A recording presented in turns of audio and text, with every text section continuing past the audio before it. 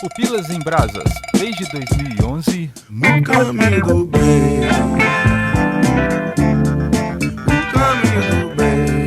Lançado em 2025, o Apples, ou A Hora do Mal, como foi lançado aqui no Brasil, de Zach Cregger, apresenta uma leitura interessante sobre o mal no cinema de horror contemporâneo. Diferente de outros filmes de terror onde o mal surge de uma força demoníaca, uma presença vinda do inferno, aqui ele é profundamente humano, racional, calculado e funcional. O mal não vem de fora, ele é construído, moldado e usado. A história se passa em uma pequena cidade marcada por tensões sociais e emocionais. Uma professora carismática, um policial atormentado pelo vício e o filho de um homem traumatizado se veem presos numa teia de violência e manipulação. Cada um, à sua maneira, se torna um instrumento e também vítima de um mal que nasce da dor, do medo e da necessidade de controle. O filme se fragmenta em múltiplas perspectivas e para conversar sobre essas perspectivas do mal, estamos aqui com Léo Agrelos, Jaque Peruso e Nito Xavier. Eba! Recentemente, junto com esse filme, saiu mais um filme, né, que é a Traga Ela de Volta, né? E aí eu vou te falar que nessa conversa, como eu assisti por último Traga Ela de Volta, vai ficar meio que confuso na minha cabeça, porque eu acho que são dois temas que se fundem, né? Sim,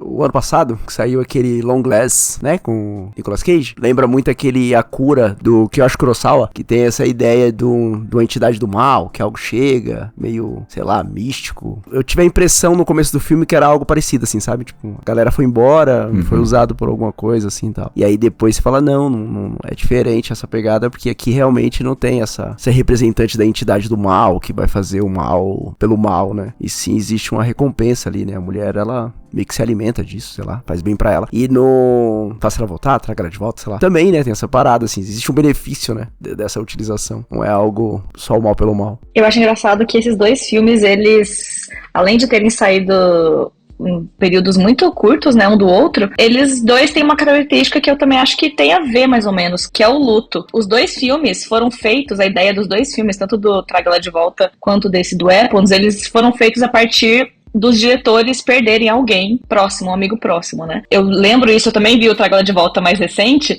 e eu lembro que no final do filme tá escrito, né, dedicado a fulano de tal, eu fui pesquisar, eu vi que era isso, e relendo sobre o Weapons hoje, eu vi que também ele fez no mesmo contexto, e a gente vê que o Weapons, ele fala muito sobre luto, né? Porque a gente começa ali, já dando um spoilerzinho, então, do que a gente vai falar, né, do filme, mas ele começa com o desaparecimento de várias crianças, então existe esse sentimento muito forte de luto, né? E as pessoas não sabendo lidar com isso e a maldade que vai se desenvolvendo através disso nas pessoas. Mas eu achei interessante, né, ter esse elo entre os dois filmes, né, que são filmes que falam do mal de formas diferentes, com diferentes abordagens, mas a partir dessa perspectiva do luto. Você falou uma coisa interessante, né, que quando as crianças somem, tem uma parada assim meio leftover, né, da série, assim, tipo, as crianças sumiram. É verdade. Vamos tentar entender o que foi. Aí cada um vai correr pra um lado, né, tipo, vão acusar a professora. Aí tem uma mãe lá que ela simplesmente fala, não quero ver o vídeo, já sofri demais, então não quero mais saber dessas coisas. Então cada um vai tentar superar aquilo ou não, né, de uma forma diferente. Eu acho que o filme, ele traz muito um clima de um filme com o Hugh Jackman e o Jake Gyllenhaal, aquele Os Suspeitos. Sim. Que o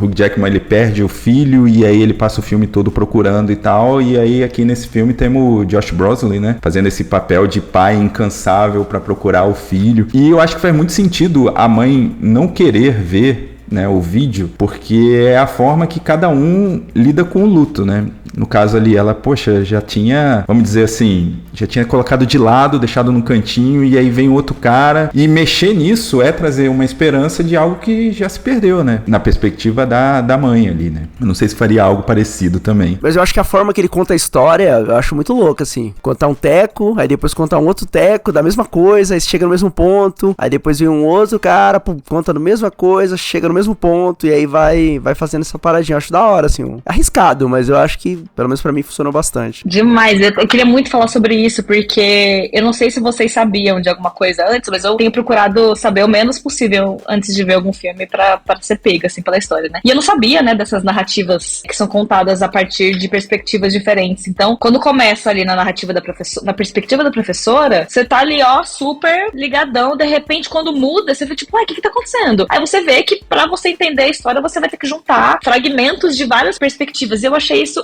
incrível. Acho que uma das coisas que eu mais gosto nesse filme é a forma como eles escolheram contar, assim, essa narrativa fragmentada. E você vê que as mesmas cenas, em perspectivas diferentes, como que isso afeta, né? Por exemplo, a professora encontrando o policial no bar. A perspectiva dela é de um jeito, a mesma cena, a perspectiva dele já é... Assim, você vê que é a mesma coisa que aconteceu, mas a forma como um personagem enxerga o outro é diferente. Eu achei isso, assim, genial. Quando o policial fala que não vai beber e acorda num próximo corte na cama da professora, você chega a dar uma risadinha. Quando conta na perspectiva dele, aí você fala, putz, pesou o clima, sabe? Não era divertido, né? Vocês assistiram Noites Brutais? É o anterior do diretor, né?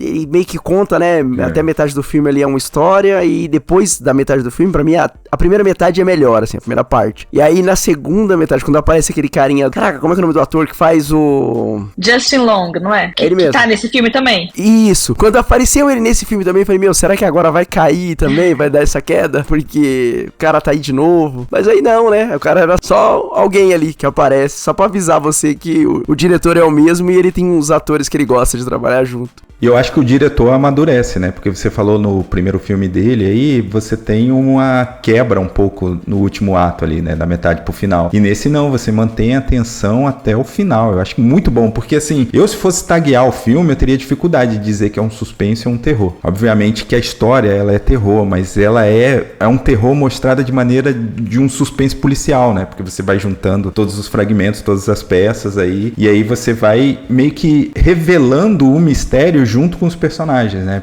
Mesmo tendo perspectivas diferentes, né? Ele consegue segurar muito bem e você falar assim... Na verdade, assim, cada perspectiva, ela te tira mais o chão. Diferente de outras que usam essa técnica, né? Que você vai tendo mais informações, ele vai te tirando o chão, ele vai te confundindo, sabe? Putz, será que é isso mesmo? Será que a gente vai por esse lado e tal? E outra coisa que eu acho interessante é que esse diretor, ele vem de uma carreira de comédia, né? Ele fazia uma série de comédia, que eu nem sei se foi muito famosa aqui no Brasil. Ele é muito parecido, a trajetória é muito parecido com o Jordan Peele, né? Que, tipo, ele vem da comédia e traz esse cinema terror, né?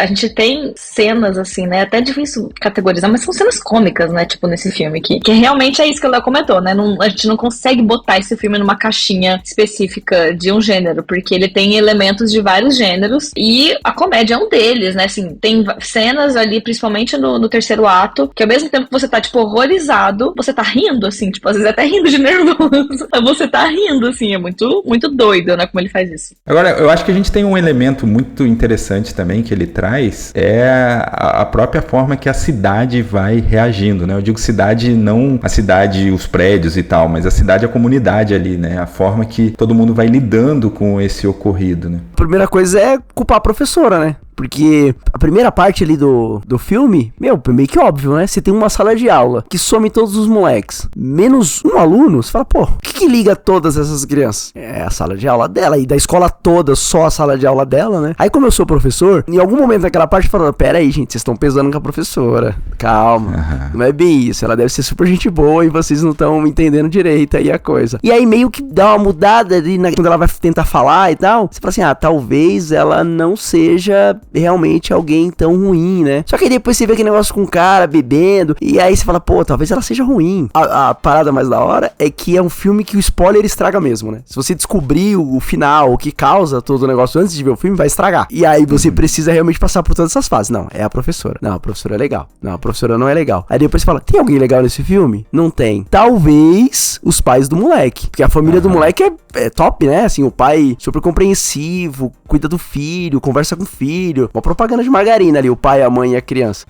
Os caras vão assumir o BO de cuidar de uma tia que eles mal conheciam. A galera é muito gente boa. É o único núcleo de pessoas gente boa. O resto do filme é todo mundo quebrado, todo mundo zoado. Moral da história, se aparecer uma tia precisando morar com você. Às vezes é melhor não ser tão gente boa assim.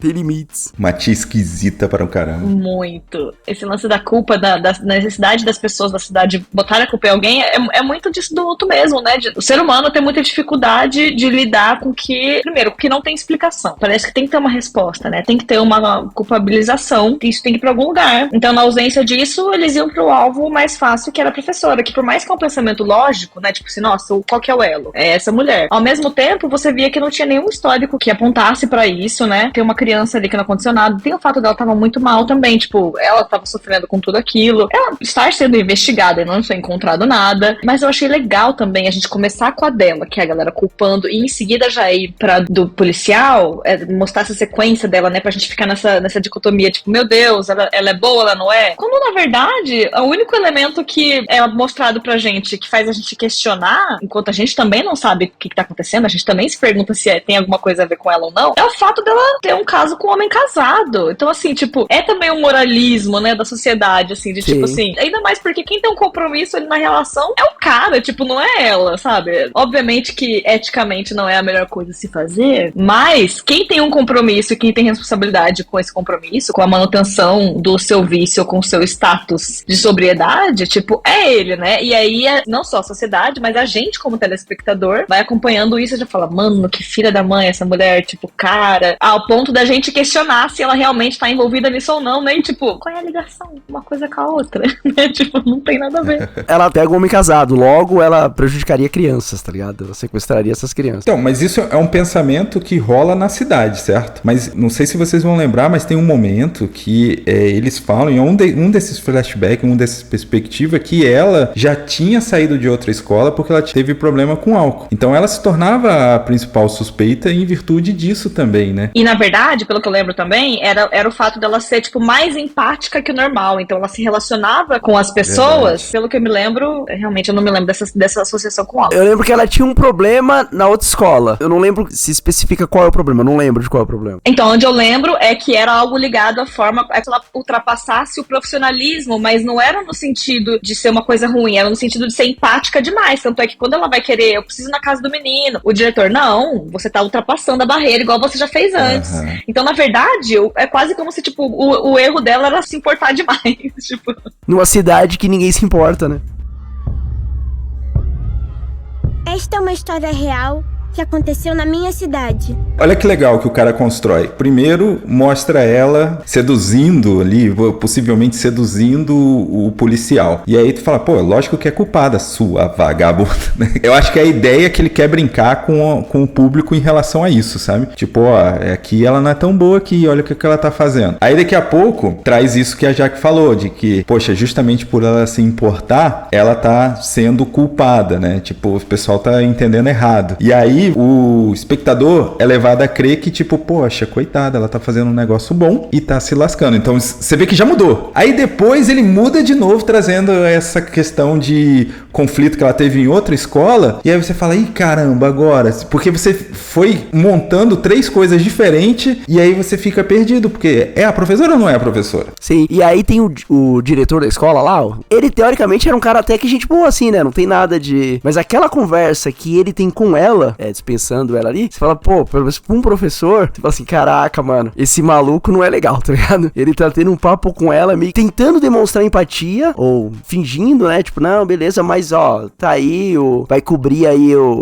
você mantém, acho que o plano de saúde por um tempo aí, beleza, tchau, e já era, tá ligado? Tá fingindo ser bonzinho nesse discurso aí, mas não sei se ele se importa muito com ela, não. Ela saindo é um problema menos pra escola que ele representa e tá ótimo, segue a vida. Eu acho que tá nessa pegada ele também. Eu acho que assim, o diretor ele entrega a forma mais simples de resolver essa situação sem que a gente culpasse o diretor, ou deixasse que, tipo, pô, as coisas acontecem, são ruins mesmo e ela vai sofrer por isso, vai sofrer essa injustiça, né? Eu não fiquei com essa sensação. Eu também, eu fiquei mais com essa, tipo assim, às vezes a intenção era até boa, mas ele não conseguiu peitar, né? Tipo assim, de qualquer forma, prejudicou, né? Ela saiu prejudicada, mas a sensação que eu fiquei é que ele, tipo, tipo, se importa, mas não o suficiente pra não peitar e, tipo, essa galera não tem razão, mas o sistema é esse e eu preciso funcionar no sistema.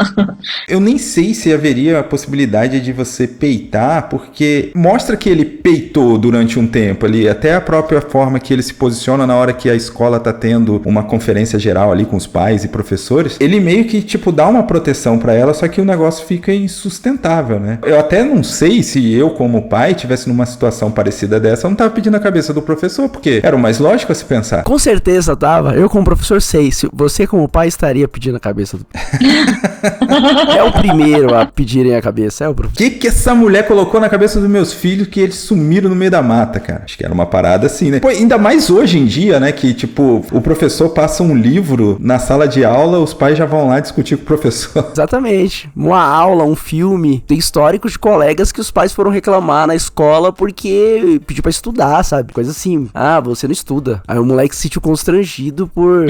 Ah, o professor me pediu pra estudar. E a mãe foi lá, o pai foi lá e falou, não, você não pode constranger o meu filho pedindo pra ele estudar. Nós somos inimigos dos pais. Eu e a Jaque, a gente estudou no mesmo colégio e aí a gente tinha um professor de geografia que, como o colégio interno era de igreja, né, tal, e aí você não podia ter algumas coisas lá, né, tipo, quando chegava a revista Veja, por exemplo, tinha uma seção lá onde das mulheres que, tipo, estavam mais, como que eu posso dizer, mais à vontade, né, nas fotos. Com muito calor, muito calor. Muito calor, é. O colégio rasgava essas páginas e disponibilizava para os alunos. Sério? Aham. E aí, esse professor de geografia, como ele era focado em vestibular e tal, ele sempre levava a Veja para comentar algumas coisas e tal. E aí, pô, chegava nessa hora, ele fazia até suspense. Aí quando mostrava, a galera, meu Deus, né? Era aquela coisa, né? Agora, você imagina hoje em dia o cara fazendo isso daí dentro de um colégio de igreja, assim, né? Pô, os pais já tinham mandado ele pra fogueira. Com certeza. Com certeza. E aí a gente tem a questão falando do pai, né? O pai, né? Que é o justiceiro lá, o cara que quer de qualquer jeito a cabeça da professora e quer encontrar o filho. E a gente vai seguir ele, né? Durante o momento que ele tá traçando ali as rotas pra ver pra onde as crianças foram e tal. Só que ele era um cara estranho, né? Porque quando o filho some, ele, tipo, tá dormindo no quarto do moleque. Tipo, abala ele diferente da forma que abalou a mãe, por exemplo. A impressão que dá é que a mãe tá cobrando dele, assim, meu, você reabilita, tá ligado? Você tá acordando no quarto do moleque. Não é normal, tá ligado? E aí, sei lá, será que ele era um pai super gente boa que acompanhava? Porque o filho dele depois mostra que era um escrotão também, né? O moleque praticava bullying, era todo zoado, a criança. Por isso que eu achei muito interessante a forma como eles escolheram de contar a narrativa, né? Porque a gente, como telespectador, já tá no processo de tentar entender o que tá acontecendo. Aí cada hora você começa a pensar num suspeito diferente. E nessa hora você pensa, pronto, é alguma coisa a ver com bullying, tem a ver com esse pai, tem a ver com esse moleque, ou fizeram bullying com o único menino que não sumiu, será que é o menino que não sumiu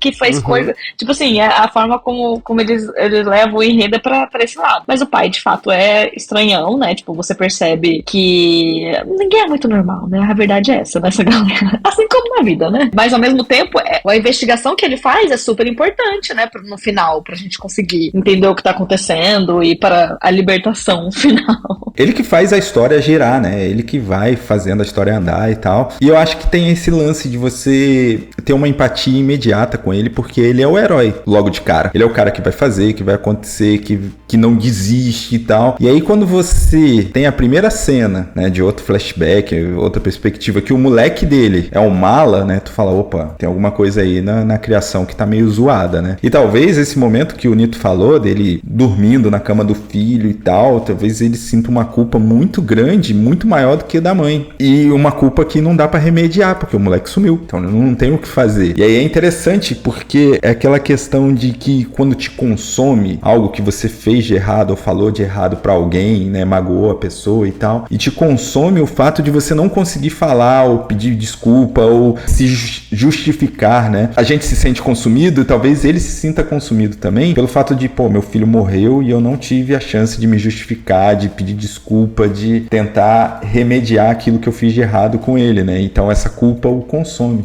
a culpa é dele, ele joga pra quem ele quiser, né? Aí ele joga pra professora, o safado. Mas é isso, né? Que é a pessoa, tipo assim, a que tem mais desespero, né? É a que menos consegue lidar. Então, a gente vê outras famílias, né? Até o personagem do Justin Long mesmo, que faz um outro pai. E óbvio que todos estão desesperados, todos estão preocupados, todos estão enlutados. Mas ele leva isso pra um lugar de, tipo assim, não vou aceitar. Tipo, eu preciso... Porque assim, eu não posso aceitar que meu filho morreu e que eu não tenho mais chance de consertar as coisas que eu fiz. E daí já vem aquela mensagem pra gente, né? Flores, Deus vivos, faça a coisa certa enquanto há tempo. Por aí.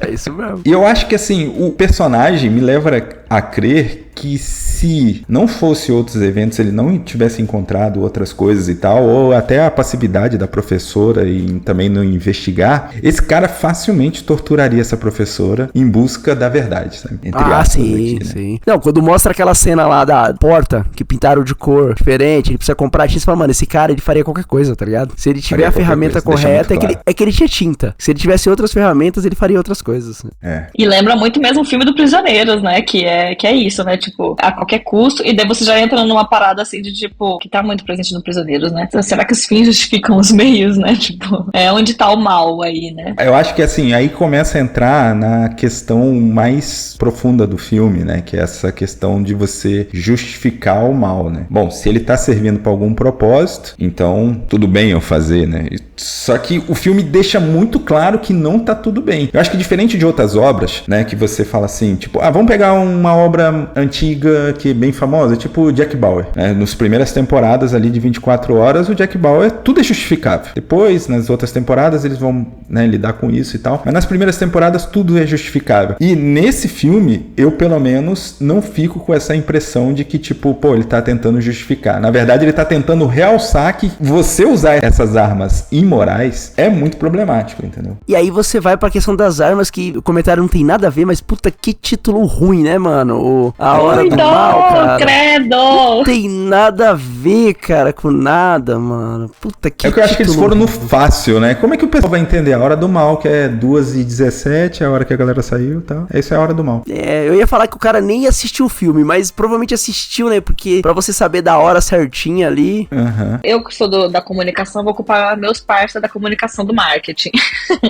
A impressão que eu tenho é que a galera, tipo assim, ó, pegou o que é mais fácil. Porque assim, é uma jogada interessante nessa questão do horário. Tanto é que eu achei muito legal isso na divulgação, né? Eles usaram muito essa questão do número do 2h17 na divulgação. Recentemente, quando o filme entrou na HBO aqui no Brasil, eles mandaram às 2h17 da manhã mensagem para os usuários, tipo, quando você recebe a notificaçãozinha no celular, eles mandaram, tipo, 2h17 pra avisar a galera, olha, o filme tá disponível, tarará. Então, isso foi muito utilizado na divulgação do filme. Agora, você pegar um elemento pequeno e usar na divulgação, muito legal. Mas não é a essência do filme pra você botar isso no nome, tipo, nada a ver, a galera dá uma viajada. Tá, mas o nome do filme em inglês é Armas, né? Você acha que, assim, o afegão médio, o cara que assiste filme despretensiosamente, ele vai fazer essa correlação de armas? O filme dá até uma desenhada, né? Numa cena, se eu não me engano, é de um sonho. É isso, né? Que aparece uma arma. Sonho do pai. Cara, eu vou te falar assim, eu converso com muita gente de filmes, assim, e não são pessoas que adoram saber nome de diretor e nome de ator e tal, são só pessoas que assistem e gostam ou não gostam do filme. Eu aposto que essas pessoas, se vissem o filme, iam falar, pô, nada a ver, aquela arma aparecer no meio do nada. Eu não sei se conseguiria fazer essa correlação da arma ser o mal e instrumentalizar e tal, sabe? Ok, a pessoa não fazer isso, ver o filme ali, beleza, pra mim tá suave. Agora, o cara vê aquele filme e fala assim, pô, o título vai ser A Hora do Mal. Aí você fala, não, cara. Sabe, fazia um título SBT, tá ligado? As Crianças em Apuro, tá ligado? Mas não dá. A Hora do Mal não dá, cara. Cara, mas eu gosto da provocação de arma, porque por mais que a pessoa não entenda, vai levantar a conversa. E uma vez que levanta a conversa, você pode não entender na primeira olhada ali no filme. Mas você vai sentar pra falar sobre, e você vai tipo, nossa, realmente, as crianças estavam sendo instrumentalizadas. Eu acho uma sacada muito boa. Então, por mais que a galera que não seja todo mundo que vai entender, só da gente falar sobre, de levantar a conversa, eu acho muito mais interessante do que a Hora do Mal. Ó, eu já gostava do título e agora você trouxe mais um ponto. Exatamente. Se o cara olhou e falou assim, por que o nome do negócio é Armas? Aí o outro, é mesmo, né? Por que será? Aí pronto, acabou o filme e vira um papo. É. Aquela quarta-feira seria mais um dia normal pra escola toda. Mas esse dia foi diferente. Acho que é interessante a gente falar que, pra quem tá aqui e não viu o filme, né, o que acontece com as crianças. Porque elas somem, pra onde elas vão. A gente falou da tia esquisita, mas acabou nem mencionando mais profundamente o que ela faz, né. Ah, mas vai estragar, ver o filme primeiro. Se você tá aqui e não viu o filme, não faz sentido. Até porque tem o spoiler de emoção, né? A gente já entregou várias emoções aqui que se a pessoa tá aqui, ela já perdeu metade do filme. Mas a galera também que vai dar play aqui já sabe que, tipo, gente, a gente pode não entregar tudo, mas alguma coisinha não tem como a gente falar sobre sem falar sobre. Mas a ideia é a gente falar mesmo aqui e tal, então assim, acho que é importante a gente falar, até para as pessoas que assistiram já faz um tempinho, qual é o lance da tia, né, que aparece ali e como que ela usa as crianças, né. Eles estão pensando em fazer algo sobre a tia, né? E aí eu fiquei chateado, porque o que eu mais gostei da tia é não saber nada da tia. Sabe, tipo, não interessa, tipo, como é que ela começou a fazer aquilo, não interessa como é que funciona aquilo, eu não quero um tutorial de como fazer uma bruxaria para manipular as pessoas. Tá da hora, assim. Surgiu do nada, chegou, estragou a vida de um monte de gente e a vida seguiu, sabe? Assistindo o filme, eu também não senti falta de explicação maior. Eu também gosto do fato de não ser tudo explicadinho. Mas, por mais que não seja explicadinho, ele dá algumas pistas, né? Então, tipo, a gente sabe que ela tá ali muito doente, a gente não sabe exatamente o que, mas a gente sabe que ela meio que precisa dessa força vital que ela tira das crianças, e não só das crianças, né, mas de quem tá perto, das pessoas que ela bota sobre esse efeito aí de bruxaria. E na hora que ela fala ali com o diretor, que ela vai justificar por que os pais do menino não foram, ela fala o nome da doença, que é um termo pra tuberculose, que não se usa desde 1800 e tanto, algum indício tem, minimamente, que ela é uma pessoa que tá nesta terra há muito tempo. Sim. Então, tipo assim, a gente tem essas dicas, o que eu acho ótimo, a gente só ter dica e não ter explicação, porque eu também gosto, mas eu confesso que eu achei interessante a possibilidade de ter alguma coisa sobre ela, porque eu falei, cara, se for bem feito, é um universo também a ser explorado, sabe? Eu vi em algum lugar, não pesquisei mais a fundo sobre, mas que poderia ter uma correlação de universos, né? Tipo, desse filme acontecer no mesmo universo do Barbarian, e daí agora a gente talvez tenha um terceiro explorando a história da tia Gladys, que é bizarríssima. Eu queria muito, é que eu não fui nem uma festa de Halloween esse ano, mas eu queria ver fantasiar de tia Gladys. Que terror. Ia ter que raspar aqui uns 3 dedos de franja da Jaque. Não, eu ia fazer ela com a peruquinha. Testa assustadora. É a versão peruquinha. Mas eu acho que assim, olha, se a gente tivesse explicação da onde ela veio, da onde a tia veio, e aí o diretor colocasse assim, ela esse tempo todo tava escondida numa pizzaria e tal, ia ter gente do QAnon invadindo pizzaria nos Estados Unidos e dando tiro pra tudo que é lado. Porque assim, o argumento dela é muito dos QAnon, né, desse lance da pizzaria lá, né, de tipo assim, ela não chega literalmente a beber o sangue, mas ela se alimenta das crianças pra continuar vivendo, né. Então tem muito dessa teoria da conspiração. Sim. E aí eu não sei se ele faz isso de propósito. Eu quero acreditar que sim. E eu acho que no primeiro filme meio que perde o ritmo um pouco quando ele volta pra contar o que aconteceu com a mulher lá, né, que é a vilã do primeiro filme. E aí eu falei, ele vai fazer isso agora num filme. Ele vai separar um filme pra contar. Ele vai ter que preparar bem esse roteiro aí. Porque eu já vou de uma vontade. Se for fazer, deixa que nem a Jaque falou. Faz outro filme, pá, e vida que segue. Mas então, vamos ver se de fato ele aprendeu a lição. Aí vai que ele traz um trenzão assim ao redondo. Se ele fizer bem feito, cara, acho que pode ser bem interessante, assim. Eu gosto da ideia de que, na verdade, ela nem parente de ninguém é. Que a mulher nem lembra, a mãe nem lembra direito de quem que é essa... é uma tia que ela conheceu há anos atrás. Às vezes a mulher não é nem parente de ninguém.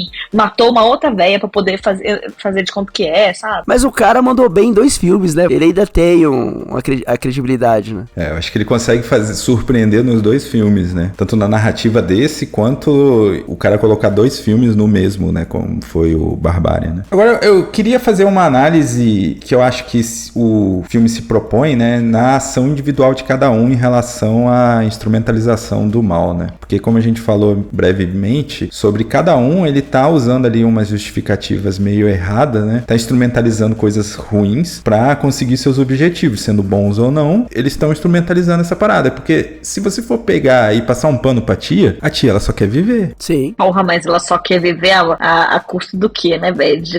Meu Deus!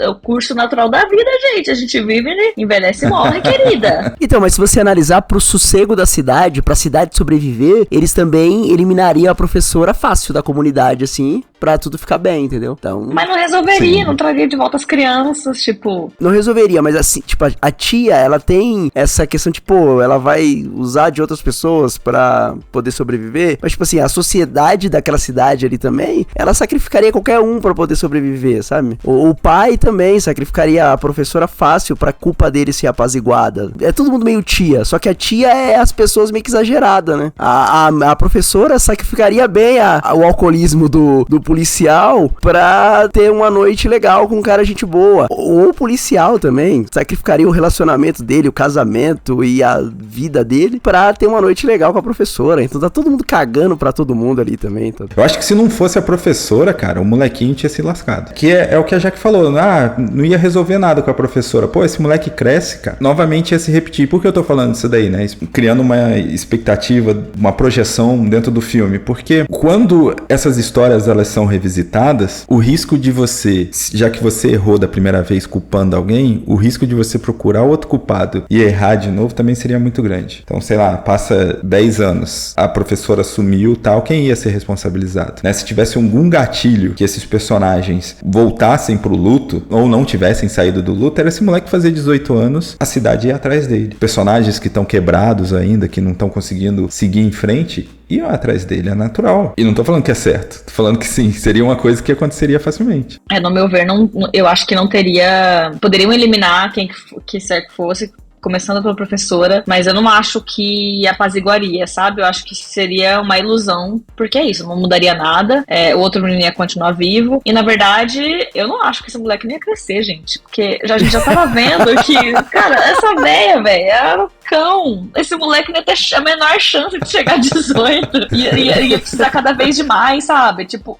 ia dar merda eventualmente. Ele ia ser aquele cara que acompanha o Drácula, né? O mordomo do Drácula. Só se ferrando. Ele ia ser o cara que matriculava nas escolas pros coleguinhas sumirem. Assim, isso aí, ó, vai lá, pega uma borracha de cada um, traz aqui pra casa, que a gente vai precisar dos seus coleguinhas daqui a pouco. Mas sabe um ponto que eu achei muito interessante também que esse filme levanta, que é, depois lendo sobre, uma das inspirações que o diretor teve pra fazer esse filme foi o fato, porque ele fala muito sobre o vício, né? Tipo, o vício de álcool, ele menciona muito, tem o outro personagem que é viciado em droga também, que fica na barraquinha, que a gente acompanha, muito uma outra bom perspectiva. personagem. Muito bom. E ele faz um paralelo, que ele fala que a inspiração dele foi que quando ele era criança, não sei se era o pai, a mãe, os pais, mas tinha um problema de vício, e ele, por muitas vezes, tinha que alimentar os pais, igual o menino tinha que fazer com os pais dele que estavam, né, tipo, sobre o efeito. E eu achei muito doido isso, sabe, de como que... Por isso que eu gosto de terror, cara. Pra mim é um gênero que eu acho um baita de um cavalo de Troia pra você, dentro de um gênero que tipo, é um tipo de filme que gera sensação física, por mais que seja desconforto, mas pra falar de assuntos, assim, de uma forma não óbvia, mas de falar de assuntos, tipo, que são muito sérios e que precisam ser falados, né? Então, óbvio que isso que eu tô falando agora é uma camada ali muito mais profunda, né? Eu só soube disso porque eu fui atrás e li, mas quando a gente para e pensa, é interessante, né? Tipo, você ter que ver que como que isso destrói o menino, né? Ter que cuidar do pai e da mãe, alimentar ali, tipo, botar a colherzinha na boca todos os dias pra sobrevivência deles, né? Achei muito doido isso. É embaçado mesmo, né? Então acho que terapia e cinema, né? Salvou o cara. Primeiro ele fez terapia, depois ele conseguiu bolar o roteiro, né? Porque imagina lidar com isso, sabe? Tipo, eu sou um cara adulto aqui, vou escrever algo que remete à infância quando eu alimentava meus pais por causa de alcoolismo. É um barato pesado. Doideira, né? Mas eu concordo com você que, tipo, pra mim é o melhor dos gêneros, assim. Cara, nesse filme a gente riu, pelo menos eu ri em diversas partes, me assustei em algumas. Cara, tem uma tomada, assim, que eu acho desperfeita, assim. Quando a mulher entra na lojinha de conveniência lá e a mulher do policial tá vindo atrás dela. Cara, e o mais legal é que você sente o desconforto, esse medo, essa tensão, porque tem alguma coisa acompanhando ela, e não é aquele negócio que repentino, né, tipo, um sustinho, não, cara, ele deixa a câmera rolando ali, vem uma coisinha de canto, você fala, será que essa coisa de canto é importante? Essa coisa de canto vai crescendo, você fala, caraca, que bagulho muito louco. E ele constrói essa tensão no filme várias vezes, assim, não é aquela cena do jumpscare, não, é aquela cena que você tá vendo o negócio ali, o negócio vai acontecer, você tá tenso, mas você tá vendo. E aí, eu acho que a parte mais genial, assim, pra mim, das construções de terror desse filme, não é apelar pra surpresa, né? Essas cenas são muito legais porque não deixa você virar o rosto, né? Porque quando eles geralmente escondem a surpresa, né? Ele tá querendo te surpreender pra justamente te dar o susto, né? No caso desse daí, não vira o rosto que algo vai acontecer. E aí você fica tenso, né? A tensão da expectativa é até maior do que a tensão do susto. Você se torna meio que cúmplice do personagem que também não tá vendo. Então, tipo, você tá vendo uma coisa que ele não tá vendo. Dá quase aquela vontade de, vira pra trás, tipo, ali, e olha pra lá. E eu acho que a forma que ele monta o roteiro de contar várias vezes a história faz isso também, né? Porque você não sabe de nada. Aí você vai descobrindo, você fala, caramba, eu tô descobrindo. Mas já foi me contado isso, não, mas agora eu tô descobrindo uma outra parada. Eu nunca fui um grande fã de filme de terror, né? Mas aí eu acho que esse terror psicológico, ou até a questão, assim, do meu amadurecimento como ser humano, né? E aí fui vendo essas perspectivas, como a Jaque falou, de quando você se aprofunda na história, e aí você vê que em muitos filmes de terror eles estão contando outra coisa, eles estão trazendo uma outra parada que, na verdade, é mais aterrorizante do que o gore que você tá assistindo em cena, né? Que no caso, assim, por exemplo, a gente falou aí do Traga Ela de Volta, pra mim o trauma que eles estão conversando no Traga Ela de Volta, pra mim ecoou mais do que qualquer cena de sangue e tal, é porque nesse filme não tem tanta cena assim aterrorizante, né? Por isso que eu trouxe o outro filme. Mas assim, você vê que maior do que qualquer susto são os traumas que o cara tá tentando abordar. Essa questão aí que a Jaque trouxe, né? Do diretor ter colocado a experiência dele de vida, né? De alimentando ali os pais e tal. Pô, deve ser uma coisa que, pra quem assistiu o filme e teve alguma experiência parecida com isso, né? De alimentar o pai, a mãe, a avó por algum motivo, né? Tipo, é impactado de uma maneira completamente diferente. Nessa gravação era pro Adriano estar com a gente, né? E aí ele assistiu os 2 filmes e aí a gente conversando, ele falou assim, cara, eu não vou gravar, não me sinto bem. Eu falei, qual foi? Pô, depois que tu é pai, alguns gatilhos desperta, entendeu? Aí eu falei pra ele, pô, tem um gatilho sinistro lá no Traga Lá de Volta, me impactou pra caramba. Ele falou, cara, o que mais me impactou nesse filme, né, que ele falando do A Hora do Mal, foi o final, porque ele consegue recuperar as crianças, mas as crianças estão zoadas, velho. Então como é que você lida enquanto pai com uma criança que passou um trauma gigante que você não teve, uma criança que sofreu algum abuso e tal, que tá longe, assim, como é que você lida com isso? Porque aquela criança nunca mais vai ser a mesma. Ele conseguiu recuperar a criança no final do filme, conseguiu recuperar seu filho, mas aquela criança nunca mais vai ser a mesma, cara. O terror, ele vai trazendo perspectivas diferentes e despertando, assim, não despertando traumas, mas assim, visitando traumas que cada espectador tem diferente. O Adriano ecoou isso daí, né? Mas pra Jaque já deve ter sido outra parada. Bonito é um negócio de ser professor. E pra mim já ecoou de uma outra maneira. É muito legal essa perspectiva pro espectador, né? As crianças das outras turmas foram à aula. Mas a sala da professora Gendy estava completamente vazia.